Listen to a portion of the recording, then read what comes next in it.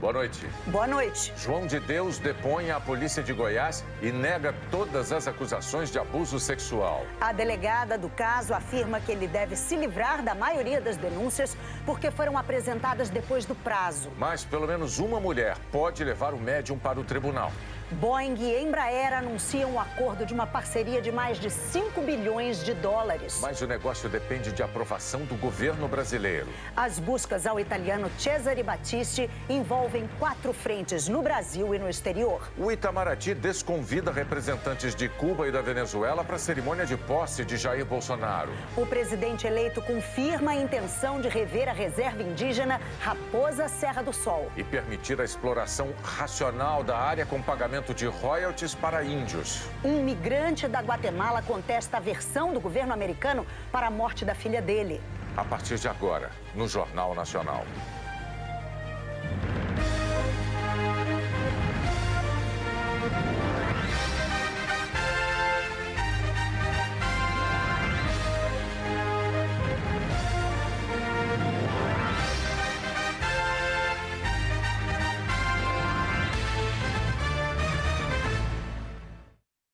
A TV Globo teve acesso ao depoimento que o médium João de Deus prestou ainda no domingo à polícia de Goiás.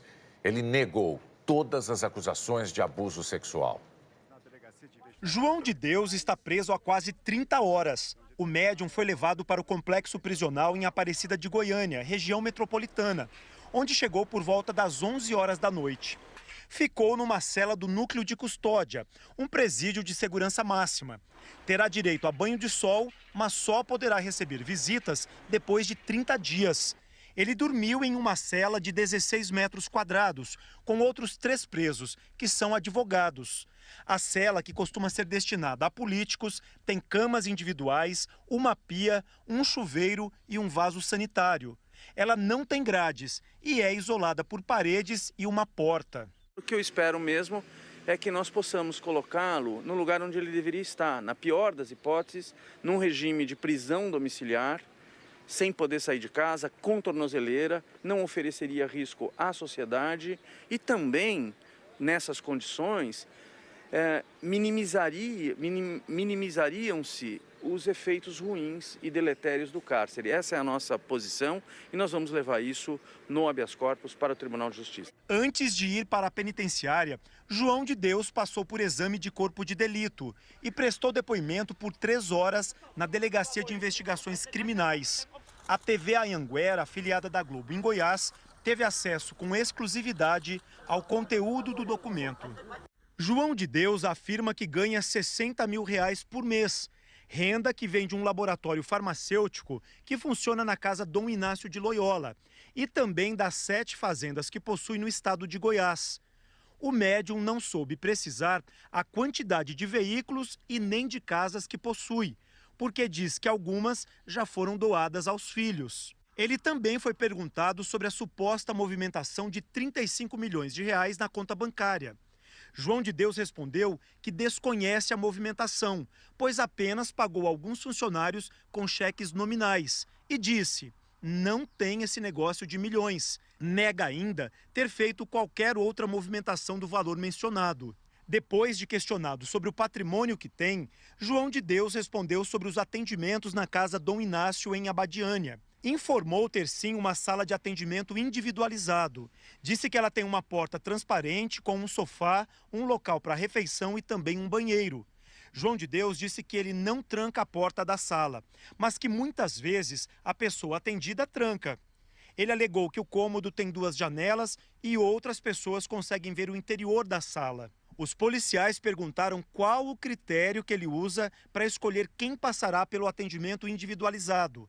O médium disse que são os próprios frequentadores que solicitam o atendimento individualizado.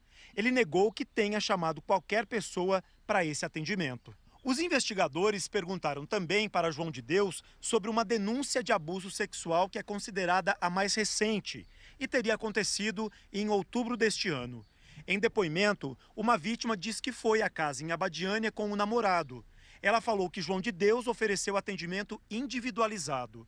Ele apagou a luz da sala e colocou a mão nas partes íntimas dela. Depois, a vítima percebeu que o médium estava com o pênis de fora.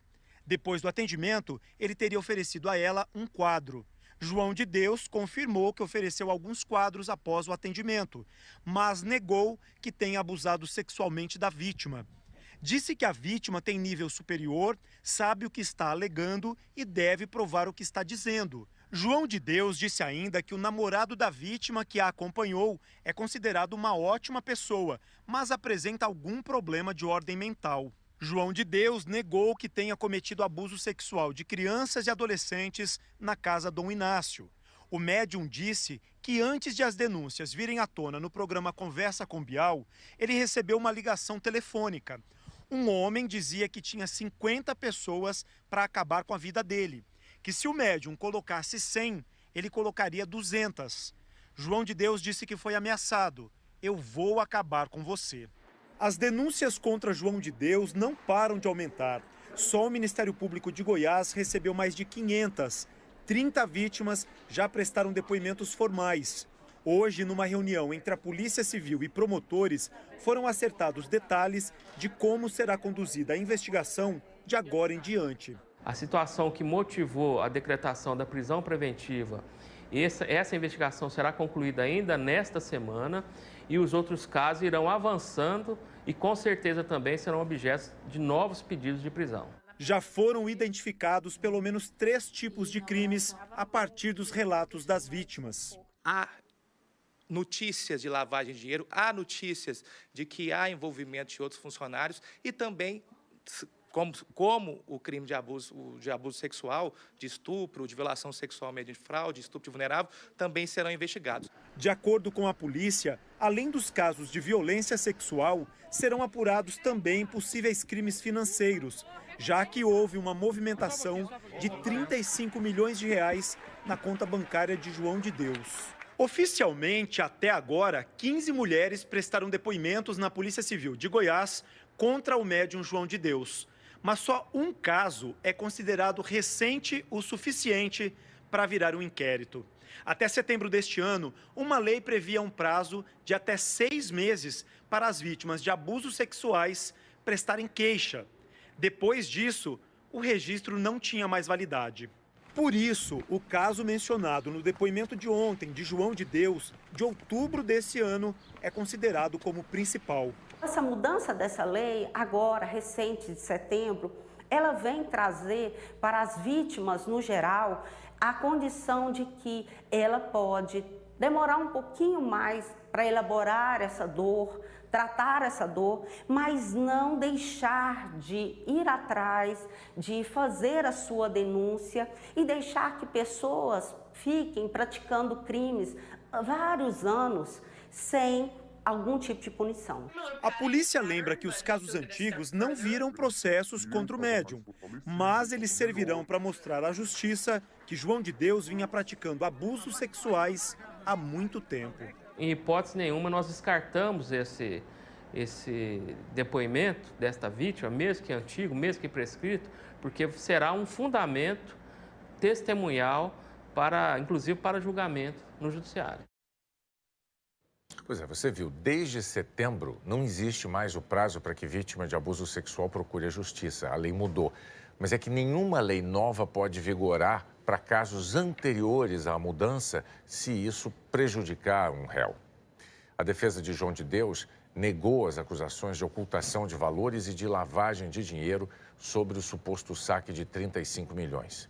Ele afirmou que o cliente fez resgate de aplicações financeiras, mas que sequer está claro se houve movimentação nesse valor. E declarou que a complexidade das suspeitas exige serenidade e tempo para que seja realizado um julgamento justo, imparcial e válido. O nome do italiano Cesare Battisti foi incluído na chamada difusão vermelha da Interpol. A medida garante que ele possa ser preso em outros países. Battisti está foragido desde sexta-feira, quando o presidente Temer decretou a extradição dele. A Polícia Federal esteve em 2 endereços em São Paulo. A busca por Cesare Battisti foi feita pela Divisão Antiterrorismo da PF, que é responsável por receber denúncias anônimas e checar possíveis esconderijos. São 4 frentes para tentar localizar Battisti. O rastreamento é feito pela Interpol, a Divisão de Inteligência, a Divisão Antiterrorismo e o setor de imigração da PF. Policiais buscam com as companhias aéreas possíveis voos de Batiste, datas e destinos. Postos de fronteira já foram avisados de que se trata de um foragido da Justiça. A Divisão de Inteligência e a Divisão Antiterrorismo cruzam bancos de dados e apuram informações recebidas, orientando ações e estratégias de captura. A polícia divulgou fotos de possíveis disfarces para alertar a população. O mandado de prisão de Batiste está em listas nacionais e internacionais de procurados. O nome dele consta na difusão vermelha da Interpol, o que permite que o italiano seja preso em outros países, e no sistema de procurados da Polícia Federal aqui no Brasil. O maior desafio dos investigadores nesse caso é a fronteira. São 16 mil quilômetros. O embaixador da Itália diz que está otimista. A Polícia Federal foi capaz, o ano passado, de prender o Batiste e tenho confiança que a Polícia Federal será capaz de prender o Batiste mais uma vez, a quarta e última vez. Batiste foi condenado à prisão perpétua na Itália na década de 1970 por 4 homicídios. Em 2010, o então presidente Lula negou a extradição dele. Na quinta-feira passada, o ministro Luiz Fux, do Supremo Tribunal Federal, determinou a prisão. O presidente Michel Temer assinou a extradição na sexta e, desde então, ele está foragido. O advogado de Batiste disse que não falou com ele nos últimos dias e que não sabe se ele vai se entregar. O presidente eleito, Jair Bolsonaro, desde a campanha, já tinha se manifestado favorável à extradição de Batiste. Hoje, o futuro ministro da Justiça, Sérgio Moro, elogiou a decisão. A minha avaliação, o asilo que foi concedido a ele anos atrás, foi um asilo com motivações político-partidárias e, em boa hora, isso foi revisto. Então, não se pode aí tratar a cooperação jurídica internacional por critérios políticos partidários. A decisão é acertada. Lamentavelmente, essa pessoa se encontra foragida. A polícia paraguaia está procurando os traficantes brasileiros Tiago Ximenes e Reinaldo de Araújo, que fugiram ontem da cadeia. Eles também respondem por homicídio e por roubo. 18 policiais paraguaios suspeitos de facilitar a fuga foram presos e vão ser investigados. Na fronteira com o Paraguai, em Mato Grosso do Sul, a disputa de poder entre quadrilhas está aterrorizando os moradores. Neste ano, houve ao menos 30 execuções. Foram alguns minutos que este homem nunca mais vai esquecer. Eu estava passando, aí eu escutei o tiro, aí eu vi as pessoas correndo, e aí assim, a gente procura tentar ficar mais esperto e se esconder, porque a gente não sabe se o tiro acabou, se vai ter mais tiro, né? O crime foi em Ponta Porã, na fronteira com o Paraguai. Pelas contas da Polícia Civil Brasileira e do Ministério Público Paraguaio, só este ano já foram mais de 30 execuções na fronteira. Esta é a linha internacional que separa o Brasil do Paraguai.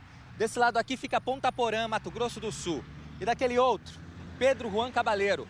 Para atravessar a fronteira, basta passar por aquela avenida. Essa facilidade de acesso, segundo o Ministério Público do Paraguai, é um dos motivos que tornam a região atrativa para o crime.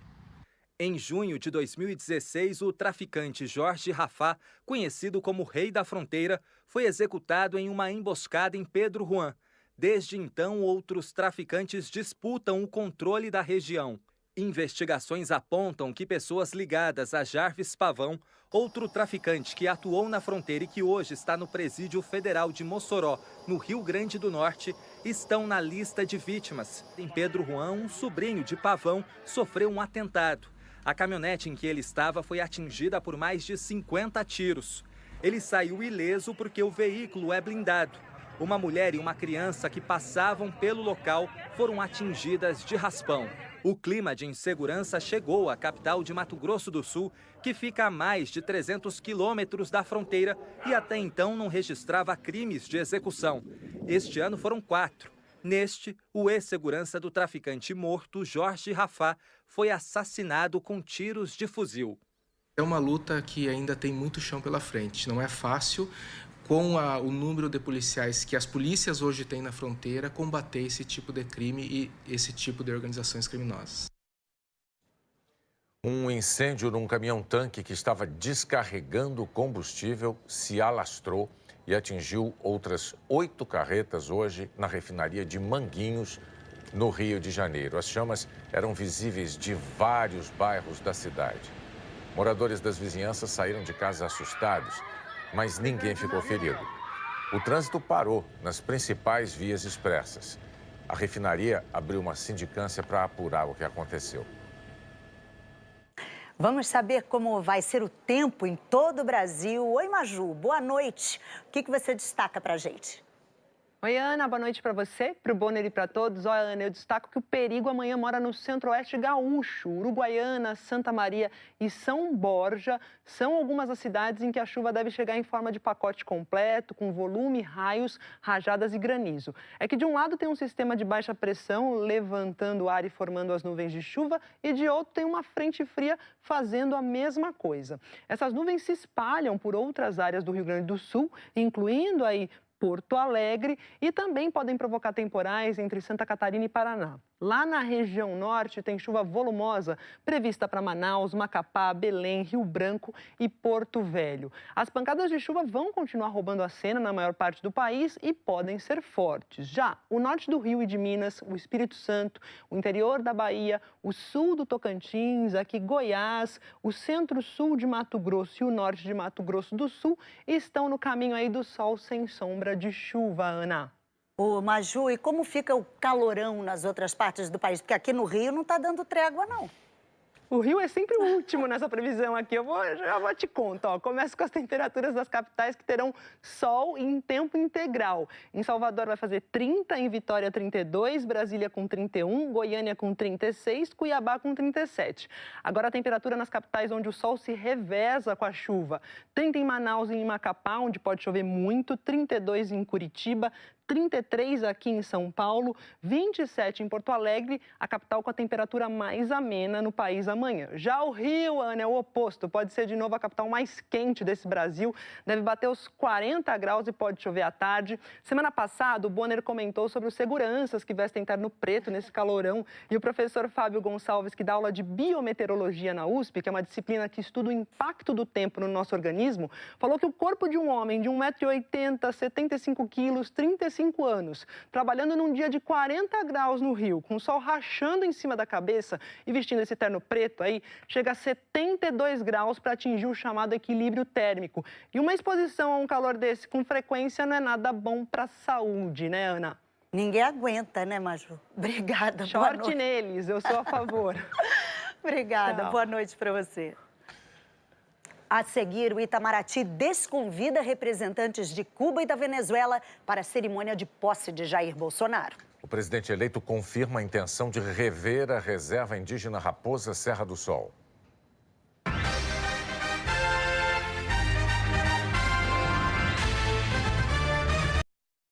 Pessoal, eu acabei de passar aqui de R$60 mil em vendas esse mês, trabalhando 100% online. Se você tem um desejo de trabalhar em casa, precisando apenas de um computador ou de um celular e de uma conexão com a internet, clique no link na descrição desse vídeo que eu vou te contar o meu segredo.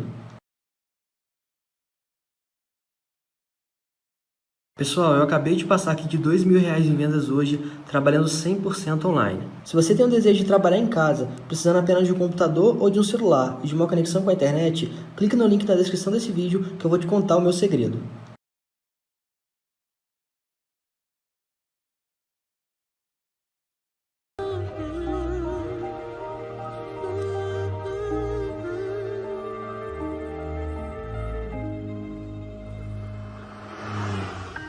Trying hard to feel the emptiness, the pieces gone, left the puzzle undone.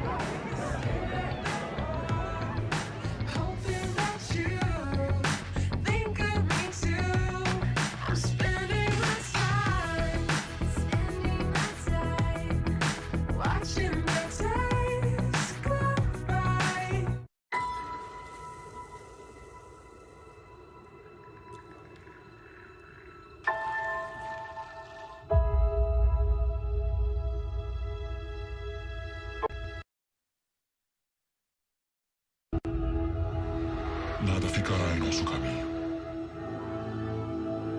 Eu terminarei o que você começou.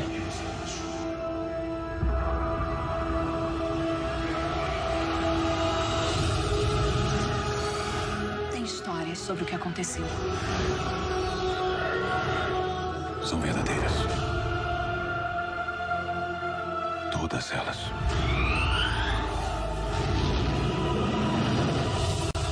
Hoje, que a força esteja com você. Star Wars, o despertar da força, na sua tela quente especial.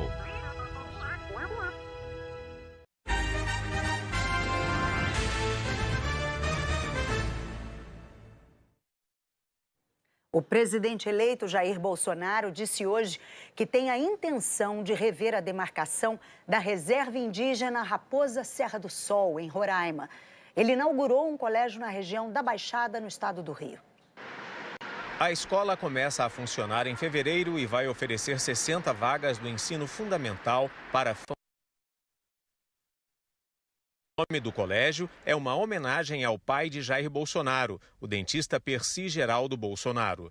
No discurso, o presidente eleito disse que esse tipo de parceria entre a Prefeitura de Duque de Caxias e a Polícia Militar deve ser estendida a outras cidades. Ninguém consegue ordem e progresso se não tiver disciplina e hierarquia.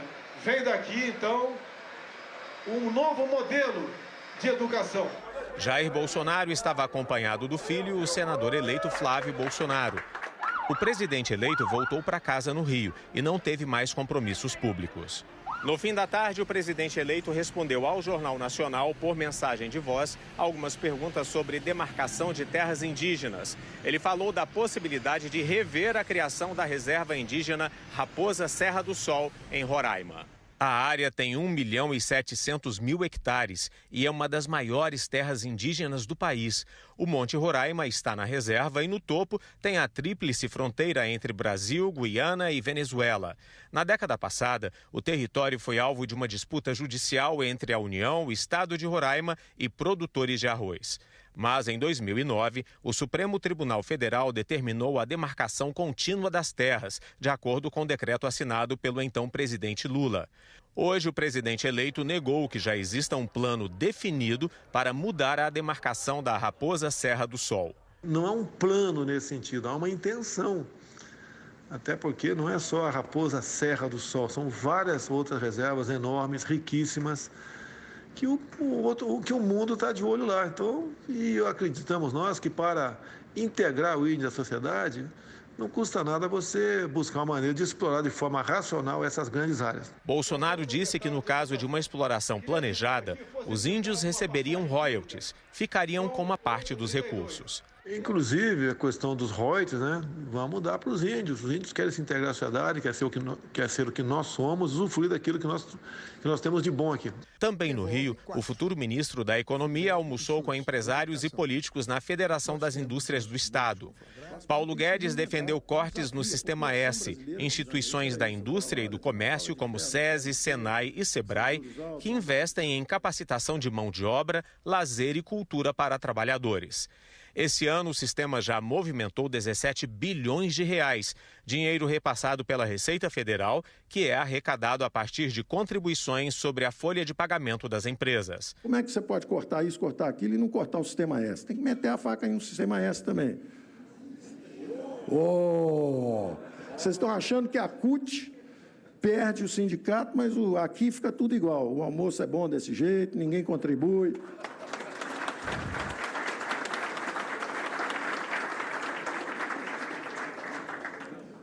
Eu acho que a gente tem que cortar pouco, para não doer muito. Se tivermos interlocutores inteligentes, preparados e que queiram construir, como Eduardo Eugênio, a gente corta 30%. Se não tiver, é 50%. O presidente da Firjan, Eduardo Eugênio, que administra os recursos do Senai e do SESI no Rio, disse que todas as organizações e instituições no Brasil devem melhorar seus custos, mas destacou a importância do investimento em mão de obra. O Itamaraty atendeu a um pedido da equipe do presidente eleito e desconvidou os representantes de Cuba e da Venezuela para a cerimônia de posse. Hoje, o futuro ministro das Relações Exteriores, Ernesto Araújo, não quis comentar o desconvite aos presidentes da Venezuela e de Cuba para a posse do presidente eleito, Jair Bolsonaro. Seria inviável mesmo o convite? Mas tudo foi dito nas redes sociais. Ontem cedo, Ernesto Araújo disse, abre aspas, em respeito ao povo venezuelano, não convidamos Nicolás Maduro para a posse do presidente Bolsonaro. Não há lugar para Maduro numa celebração da democracia e do triunfo da vontade popular brasileira. Fecha aspas. Horas depois, foi a vez de o ministro de Relações Exteriores da Venezuela, Jorge Arreaza. Ele disse que Nicolás Maduro foi convidado oficialmente para a posse e apresentou 2 notas diplomáticas do Brasil com os convites. Uma da Embaixada do Brasil na Venezuela e outra do Ministério das Relações Exteriores. Em seguida, Arreaza publicou outra nota, a resposta aos convites, em que diz que Nicolás Maduro nunca considerou participar da posse de um governo como o de Jair Bolsonaro. Ontem, no Rio, o próprio presidente eleito comentou que Maduro e o presidente cubano, Miguel Díaz-Canel, não seriam convidados. Maduro, ele não vai receber. Nem ele, nem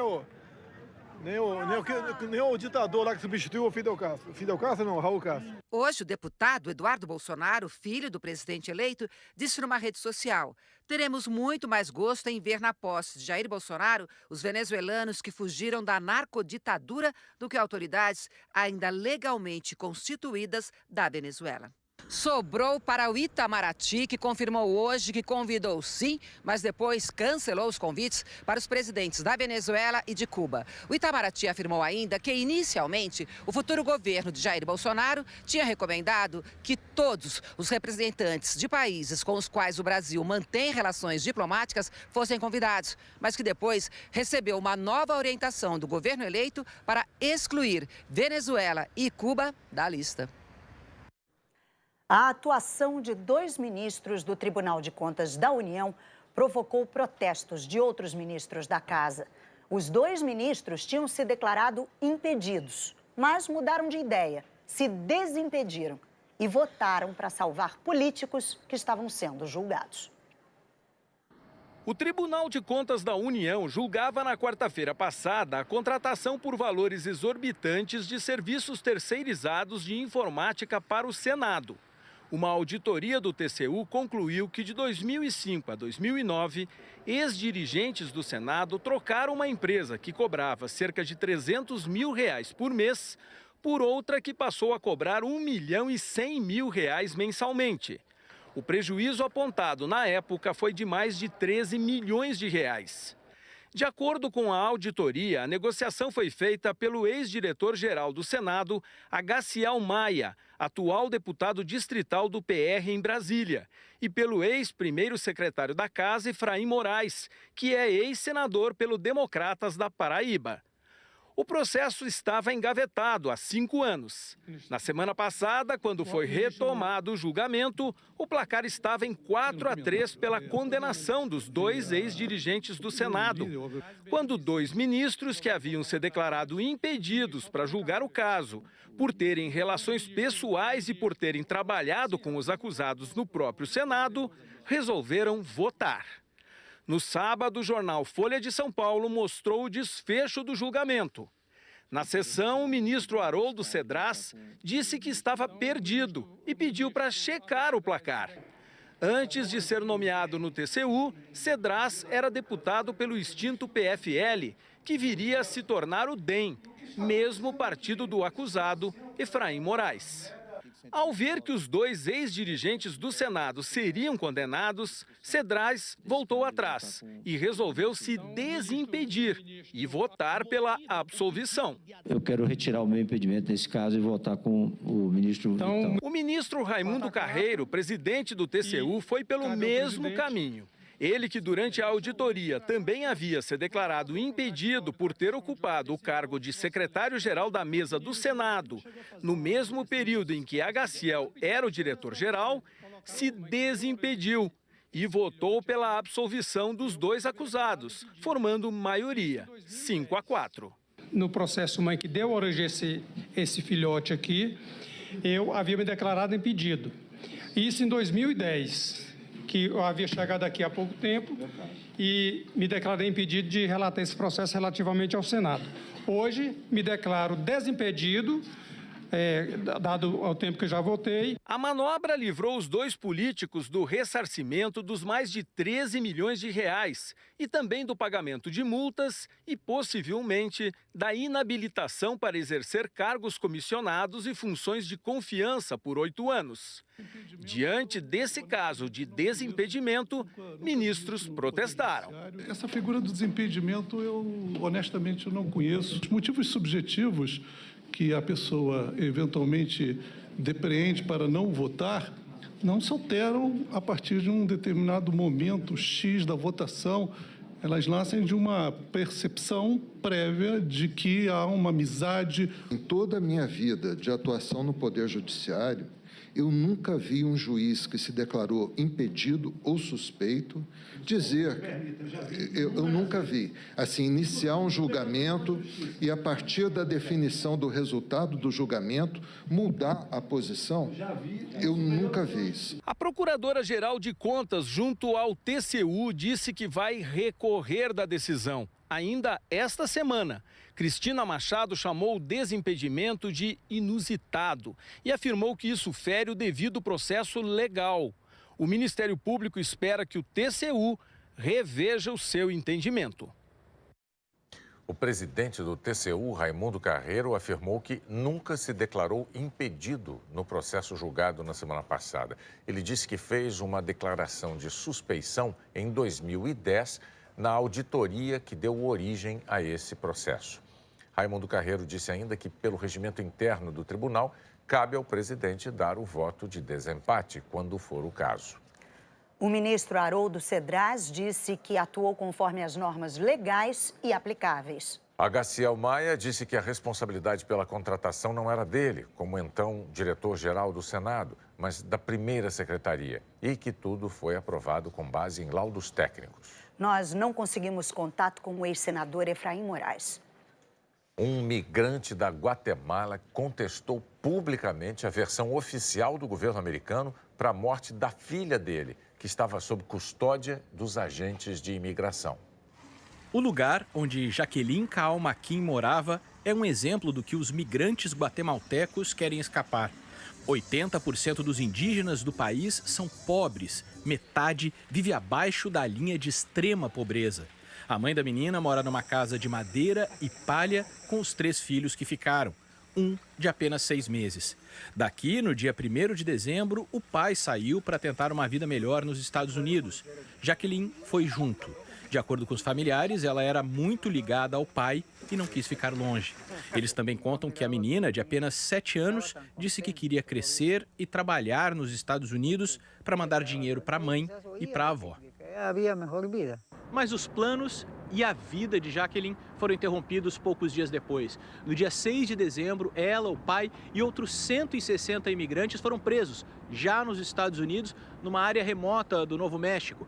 Poucas horas depois, ela começou a passar mal, a ter febre, convulsões. Chegou a ser socorrida de helicóptero e levada para um hospital, mas não resistiu. A menina não apresentava sinais de que estivesse doente, como o próprio pai afirmou numa declaração lida pelo advogado. Ele também disse que Jaqueline não passou fome ou sede durante a viagem. A versão oficial do governo americano é outra. Na sexta-feira, o Departamento de Segurança Interna afirmou que a menina tinha ficado vários dias sem comer ou beber nada. O resultado da autópsia ainda não foi divulgado. Autoridades americanas abriram uma investigação para saber se houve maus tratos ou se os agentes de imigração foram negligentes.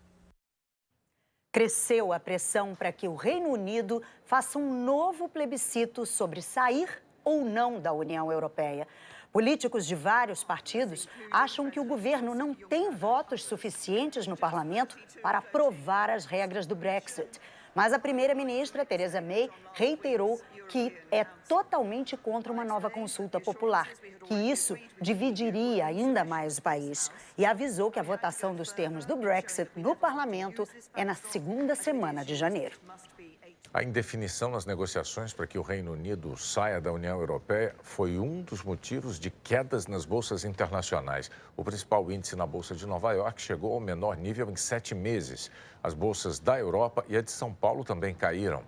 Outras causas foram a disputa comercial de chineses e americanos e o recuo nos preços do petróleo. A seguir, os brasileiros em idade de trabalhar que não estão contribuindo nem para a Previdência Pública, nem para a privada. E o acordo para a parceria Boeing-Embraer.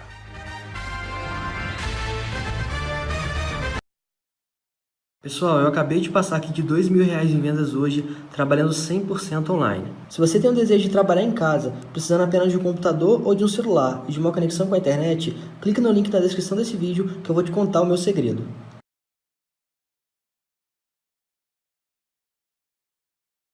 Não é fake. E quando a gente acredita que pode fazer um ano melhor, isso vira fato. Banco do Brasil, mais que digital, fato. Quem aí concorda que o ano todo deveria ser Natal? Pra gente compartilhar mais. Ou espalhar mais gentileza? Por que esperar o fim do ano para desejar coisas boas para todo mundo? Neste Natal, a cada R$500 em compras, concorra a 50 iPhone 8 e 2 Mercedes-Benz 0 km. Que a gente mantenha essa energia sempre lá em cima. Presentes para passar o ano todo com mais alegria, no Ibirapuera sempre tem. Os sonhos podem fazer todos os convites. Quem não busca ouvir, sempre vai estar preso à realidade. A pessoa certa pode esbarrar na gente todos os dias.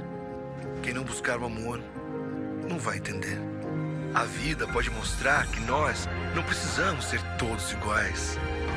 Mas só quem busca olhar com o coração vai perceber os sinais. E você? O que você quer buscar em 2019?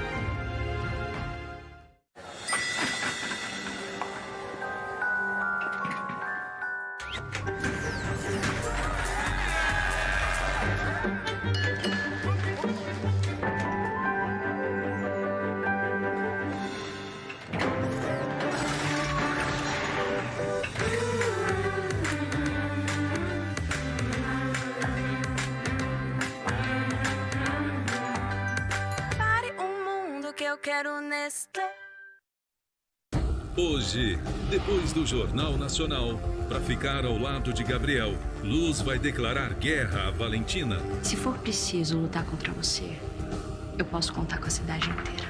O Sétimo Guardião. E logo depois, uma das maiores aventuras do universo, que também é um dos maiores sucessos do cinema.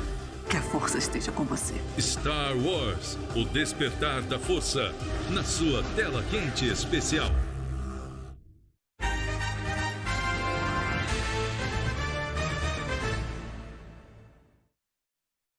A economia brasileira ficou praticamente estável em outubro, na comparação com setembro.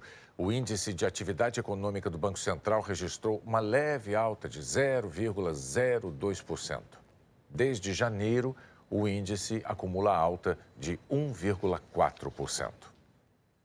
Enquanto a recuperação da economia brasileira se arrasta, a dificuldade para conseguir emprego tem reflexo no presente e no futuro de milhões de pessoas em idade para trabalhar. São cidadãos que não têm nenhum tipo de previdência, nem pública, nem privada. Refrigerante, cerveja, água. Francisco tem 65 anos, Policarpo 62. Os dois já tiveram carteira assinada, mas contribuíram menos do que o necessário para se aposentar pelo INSS. E nunca conseguiram economizar. Ainda tem forças para vender água pelas ruas de São Paulo. E quando elas faltarem? Só Deus, né? Só Deus sabe como, né? O tempo meu vai ficando curto, né? Cansaço, né? Pode vir uma doença, mas graças a Deus eu tenho saúde, né? Um destino que aguarda muitos brasileiros que foram classificados numa pesquisa como nem previdenciários. São como a Lidiana. Você contribui com o INSS? Não. Você economiza alguma coisa para sua previdência, para sua aposentadoria? Não. A pesquisa feita com 2.045 pessoas no país acima de 16 anos, a pedido da Associação Nacional dos Fundos de Pensão, mostra que de cada 10 trabalhadores brasileiros, 4 não têm qualquer forma de previdência. A associação estima que isso represente 61 milhões e meio de brasileiros. Será que ainda dá tempo? A hora de poupar é o mais cedo possível, mesmo que o dia da aposentadoria pareça muito distante. Isso também vale para quem só consegue economizar um pouquinho. Os jovens têm uma grande vantagem, algo precioso que trabalha a favor deles na hora de guardar o dinheiro: o tempo. Quem olha a Priscila trabalhando pode pensar que para ela é mais fácil economizar do que para um trabalhador informal. Nem sempre foi assim. Quando tinha 19 anos de idade, ela decidiu que, além de contribuir para o INSS, iria economizar, na época, R$ 120 por mês para a aposentadoria. Isso fazia falta no fim do mês, mas ela nunca desistiu. Comecei a trabalhar num banco e lá eu atendi alguns clientes de uma idade mais velha e eu via que eles tinham uma dificuldade financeira. E aí eu pensei, o que eu tenho que fazer para quando chegar com a idade deles eu não ter essa mesma situação que eles? Então, se fosse para começar hoje, talvez eu não conseguiria, porque o valor que eu preciso para atingir lá na frente seria uma contribuição muito alta do meu salário. Quem não tem como contribuir ou trabalhar vai depender de algum programa social ou da família. O Francisco tem um filho, também trabalhador informal. Ele que vai me sustentar, né? Sustentar eu e ele, né? O Congresso Nacional está discutindo uma reforma da Previdência. Atualmente, para o trabalhador urbano se aposentar por idade, tem que ter contribuído por pelo menos 15 anos para a Previdência Social, além da idade mínima de 65 anos para homem e 60 para mulher. As fabricantes de aviões Embraer e Boeing aprovaram os termos de um acordo de parceria. As negociações entre a Embraer e a Boeing começaram há um ano. Hoje, as duas empresas divulgaram detalhes da parceria. Elas vão criar uma joint venture, uma nova empresa que cuidará apenas dos negócios que envolvem os aviões comerciais da Embraer. A nova empresa terá um valor de 5 bilhões 260 milhões de dólares. 80% desse capital será da Boeing. Os outros 20% serão da Embraer, que, se quiser, terá o direito de vender a participação na nova companhia. Inicialmente, a Boeing iria pagar à Embraer 3 bilhões e 800 milhões de dólares, mas agora subiu o valor para 4 bilhões e 200 milhões. No começo do mês, uma decisão da Justiça chegou a suspender as negociações entre as duas empresas. A liminar foi derrubada depois que a Embraer recorreu. Entre as novidades divulgadas hoje, a Embraer e a Boeing anunciaram que vão criar uma nova empresa para cuidar apenas dos negócios que envolvem o cargueiro KC-390, o maior avião fabricado aqui no Brasil. A nova empresa será responsável pela fabricação e venda do KC-390. A companhia não teve o valor divulgado, mas será controlada pela Embraer, que terá 51% das ações. Os outros 49% serão da Boeing. Outros aviões como o Super Tucano e os jatos executivos continuam só com a Embraer. A parceria ainda precisa ser aprovada pelo governo brasileiro, que tem poder de veto na negociação por possuir um tipo de ação especial da Embraer, chamada Golden Share. O sindicato que representa os funcionários da produção da Embraer vê com receios a negociação. Ninguém garante que vai ter empregos aqui em São José, porque está tudo na mão da Boeing, 80% na mão da Boeing, 20% na mão da Embraer. Se ela instalar de dedos, ela pode pegar, fechar a empresa e ir embora para os Estados Unidos. Mas para esse especialista, a parceria com a Boeing deve ajudar a Embraer a crescer. No mercado, as companhias aéreas já estavam um pouco receosas que a Embraer não fosse sobreviver a longo prazo. Com esse acordo, não existe mais dúvida sobre a sobrevivência da Embraer, do negócio de aviação comercial da Embraer. E, portanto, vai ser mais fácil vender essas aeronaves.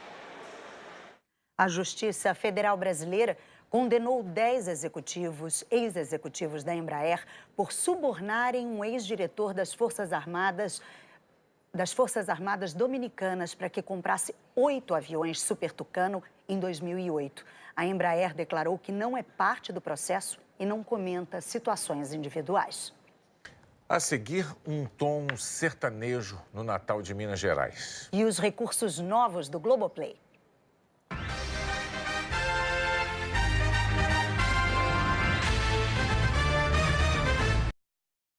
Pessoal, eu acabei de passar aqui de R$2.000 em vendas hoje, trabalhando 100% online. Se você tem o desejo de trabalhar em casa, precisando apenas de um computador ou de um celular e de uma conexão com a internet, clique no link na descrição desse vídeo que eu vou te contar o meu segredo. Pessoal, eu acabei de passar aqui de R$60.000 em vendas esse mês, trabalhando 100% online. Se você tem o desejo de trabalhar em casa, precisando apenas de um computador ou de um celular e de uma conexão com a internet, clique no link na descrição desse vídeo que eu vou te contar o meu segredo.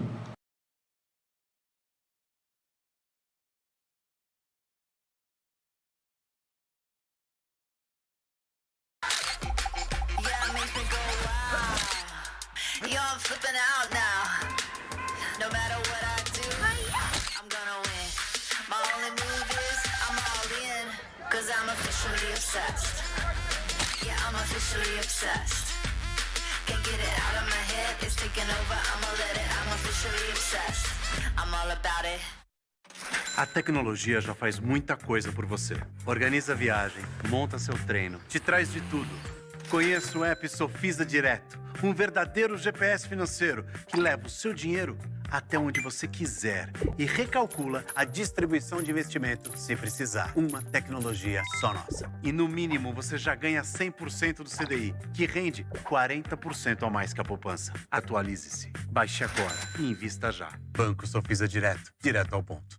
Chegou o Tigo 5X, desenvolvido no maior polo de alta tecnologia automotiva do mundo e produzido no Brasil pela Caoa Chery.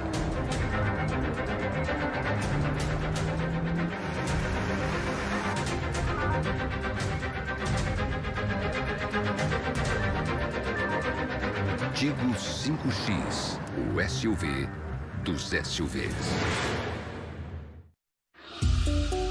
Para ficar ao lado de Gabriel, Luz está disposta a declarar guerra a Valentina. O que você veio fazer aqui, afinal? Eu vim saber se tá falando a verdade quando diz que aceita o meu casamento com o Gabriel ou se tá sendo falsa de novo. Você me acha falsa? Da unha do pé até a raiz do cabelo. Valentina, eu não vou cair mais nos seus truques e nem deixar a sua vida fácil. Se for preciso lutar contra você, eu posso contar com a cidade inteira. Daqui a pouco, o 7º Guardião.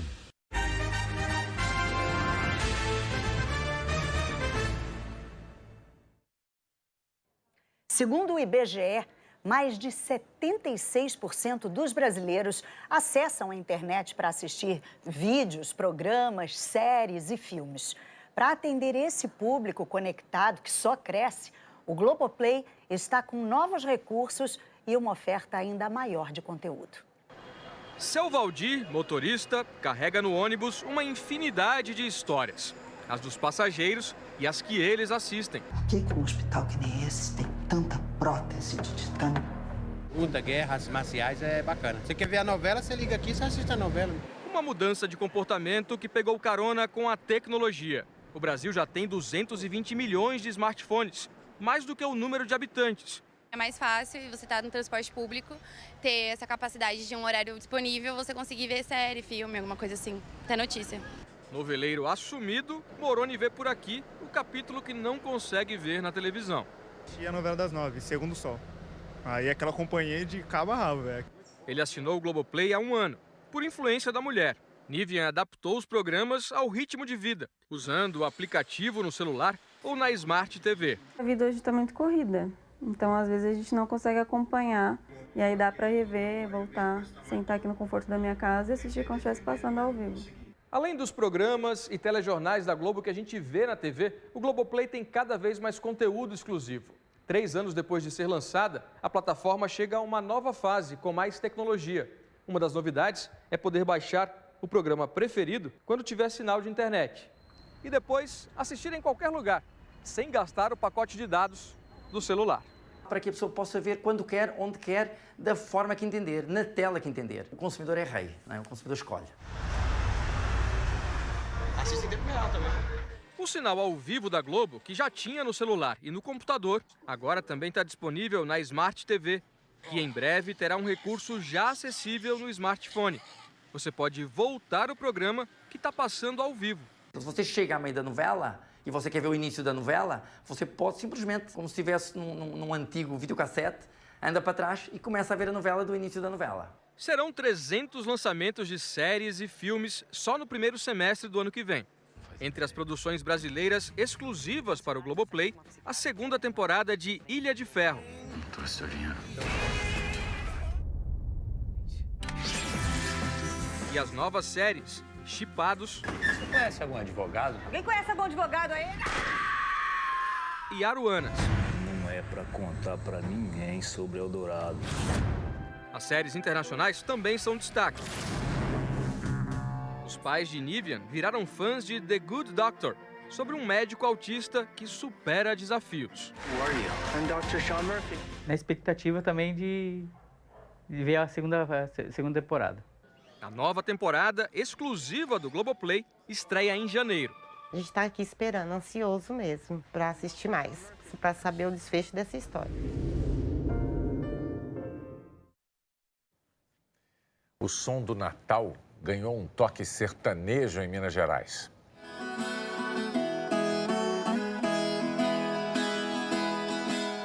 Para aprender a tocar desse jeito tão brasileiro, muita gente vem de longe, como a família de seu Renato, que sai da zona rural para ter aulas aqui, nesta fazenda centenária, na pequena Nova União. Pensava assim, isso para mim é impossível. Eu acho que jamais eu vou conseguir fazer aquelas coisas lá que eu vejo os violeiros fazendo. Tanto não é impossível que agora seu Renato e os filhos ensaiam e tocam juntos. Eu erro, ele me corrige, não, pai, você tá errado. E assim a gente faz, entendeu? Depois que chega da aula em casa, a gente fica um bom tempo lá. Então eu acho que eu tô realizando um sonho. Os alunos também aprendem a fazer as violas. Quem ensina é o Pedro, que criou o projeto e é luthier, que é quem constrói instrumentos musicais. Eles lixam, colam e montam as caixas de ressonância com madeira de reflorestamento. É a linguagem do interior do Brasil, né? E a viola representa o país, aquela coisa de raiz mesmo. Esse projeto começou há apenas 8 meses, então todos aqui são aprendizes. Mas nas últimas semanas, eles dividiram as turmas e começaram a ensaiar todos os dias para realizar o maior desafio desse grupo, apresentar uma cantata de Natal. Para todo lado da fazenda, um grupo ensaiando. As irmãs gêmeas vão homenagear o pai.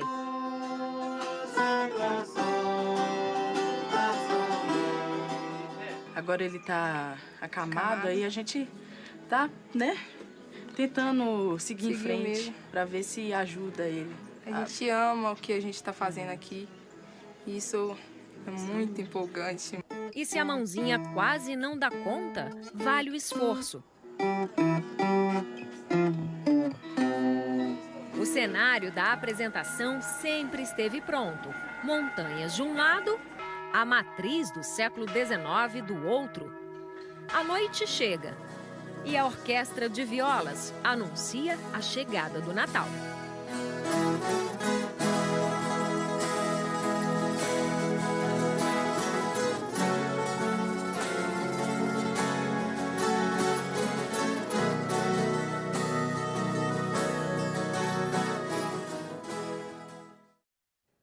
Que lindo, hein? Muito bonito. E uma última informação. O surfista brasileiro Gabriel Medina conquistou o bicampeonato mundial. Por causa das condições ruins do mar ontem, a etapa concentrou várias fases nesta segunda-feira. Nas quartas de final, Medina conquistou uma nota 10. O título veio depois que ele garantiu a vaga na final. Medina conquistou o primeiro Mundial de Surf para o Brasil em 2014. Depois de tela quente, tem Jornal da Globo, gente. Boa noite. Boa noite, até amanhã.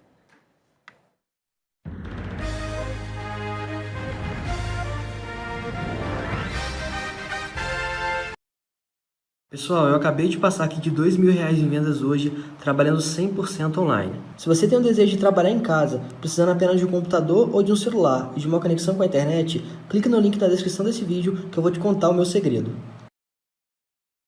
Pessoal, eu acabei de passar aqui de R$60.000 em vendas esse mês, trabalhando 100% online. Se você tem o desejo de trabalhar em casa, precisando apenas de um computador ou de um celular e de uma conexão com a internet, clique no link na descrição desse vídeo que eu vou te contar o meu segredo.